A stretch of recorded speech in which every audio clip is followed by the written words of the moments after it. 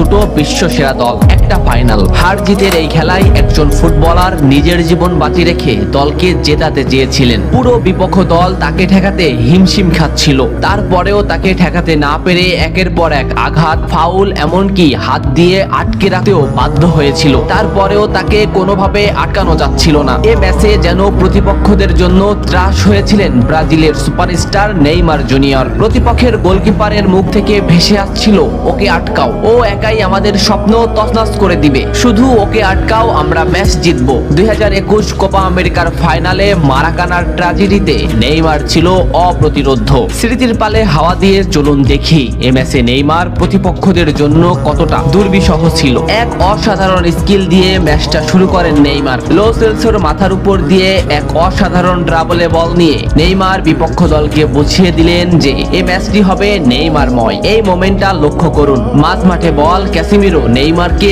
বল দিল। এই মোমেন্টে পিছন থেকে দি বল, সামনে থেকে আর্জেন্টিনার আরেকটি খেলোয়াড় সরাসরি নেইমারের পায়ে ট্যাকেল করলো। এভাবেই চলতে থাকে ম্যাচ। ম্যাচের 12 মিনিটে নেইমারের উপর যে আক্রমণ চলছে তার কিছুটা প্রমাণ মেলে। প্রতিপক্ষের খেলোয়াড়রা নেইমারের ব্যান্ডি ছিঁড়ে ফেলে, নেইমার সেটা রেফারিকে দেখায়। ম্যাচের 15 মিনিটে আবারও নেইমার বল নিয়ে সামনে আগাচ্ছে, কিন্তু আর্জেন্টিনার একটি খেলোয়াড় তাকে সরাসরি পায়ে ট্যাকেল করে, মাটিতে গড়িয়ে পড়েন তিনি। এত কিছু করেও নেইমারকে তারা আটকাতে পারছিল না। ম্যাচের এই মোমেন্টটা লক্ষ্য করুন, লেফট সাইড থেকে বল টেনে নিচ্ছে নেইমার। এই মোমেন্টে নেইমারকে ঘিরে আসছে প্রতিপক্ষের 4টি খেলোয়াড়। দুটি খেলোয়াড় সরাসরি নেইমারকে পায়ে ট্যাকেল দিলেন, মাটিতে পড়ে গেল নেইমার, কিন্তু নেইমার ঠিকই পাকুয়েতাকে বল দিয়ে দিলেন। ডি বক্সের সামনে নেইমারের পায়ে বল, বলে না হিট করে সরাসরি নেইমারের পায়ে হিট করে ডিপল নেইমারকে ফেলে দিল। ডিপলকে এক সাংবাদিক প্রশ্ন করেছিল, কোন ফুটবলারকে আটকাতে তোমার সবথেকে বেশি কষ্ট হয়েছে? ডিপল নিঃশ্বাস নেওয়ার আগেই বললেন নেইমার। কোপা আমেরিকার ফাইনালে নেইমার ছিল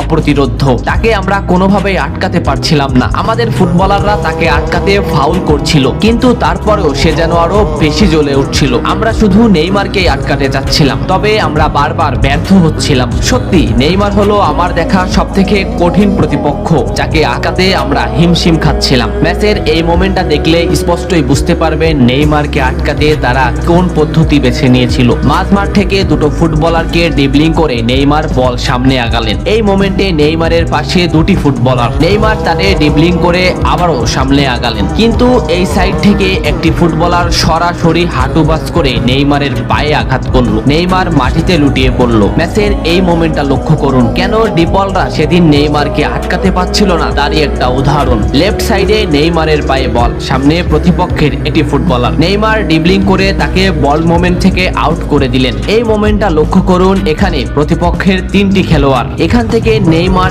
এমন একটা শট নিলেন যে রিচার্লিসনের কাছে এমন ভাবে বলটি পৌঁছালো, সে শট করলেই বল গোল হয়ে যাবে। রিচার্লিসন শট নিলেন, কিন্তু মার্টিনেস সে বলটি ঠেকিয়ে দিল। এ ম্যাচে আর্জেন্টিনার গোলকিপার মার্টিনেসও করেছিলেন দুরন্ত পারফরমেন্স, অসাধারণ কিছু সেভ দিয়েছিলেন, যে কারণে ম্যাচের ফলাফল বদলে গিয়েছিল। মার্টিনেসকে একবার জিজ্ঞাসা করা হয়েছিল, কে তোমাদের বিপক্ষে সেরা খেলেছে? মার্টিনেজের এক কথাই উত্তর, নেইমার। কোপা আমেরিকার ফাইনালে আমরা তাকে থামাতে যাচ্ছিলাম, কিন্তু কোনোভাবেই তাকে থামানো যাচ্ছিল না। আমার চোখে সে ছিল অপ্রতিরোধ্য।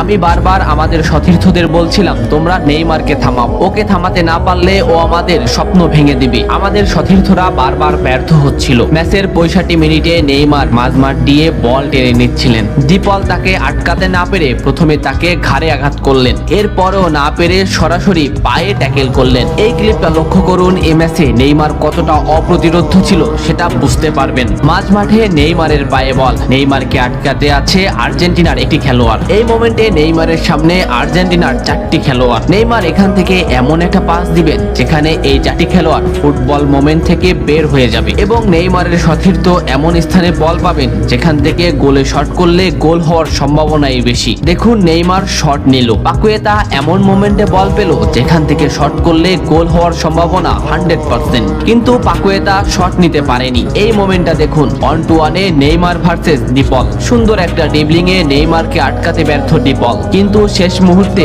ফাউল করেই নেইমারকে আটকাতে হলো। এভাবেই ব্রাজিল আর্জেন্টিনার কোপা আমেরিকার ফাইনালে নেইমারকে আটকাতে আর্জেন্টিনা ফাউলই বেছে নিয়েছিলেন। তাছাড়া নেইমারকে আটকানো সম্ভব ছিল না। ম্যাচ শেষে সে কথা স্বীকারও করেছিলেন ডিপল। স্কলনিকে একবার প্রশ্ন করা হয়েছিল, আপনাকে যদি সুযোগ দেওয়া হয় একটি ফুটবলারকে আপনার দলে নিতে, আপনি কোন ফুটবলারকে নিবেন? স্কলনি একটু হাসলেন, ভাবলেন এবং বললেন, নেইমার। আমার যদি সুযোগ হতো আমি নেইমারকে আমার দলে নিতাম। এত ফাউল করেও নেইমারকে আটকানো যাচ্ছিল না। কিছুক্ষণ পর পর আর্জেন্টিনার ডিফেন্স লাইন ভেঙে চুরমার করে দিচ্ছিল নেইমার, কিন্তু শেষ পর্যন্তই 1-0-তে ম্যাচ হারতে হয় ব্রাজিলের। ম্যাচ শেষে নিজেকে ধরে রাখতে পারেনি ব্রাজিলিয়ান এই সুপারস্টার, অঝরে করেছিলেন কান্না। বন্ধু মেসিকে বুকে নিয়ে এমন অঝর কান্না হৃদয় ছুঁয়ে গিয়েছিল ফুটবল প্রেমীদের। ফুটবল এমনই, এ খেলায় হার জিত আছে। কান্না হাসির এই খেলায় এক দল হয় সমদিত, অন্য দল হয় দুর্বাজিত। তবে এটা ম্যাচ জেতার যে আকুল আগ্রহ, তা হয়তো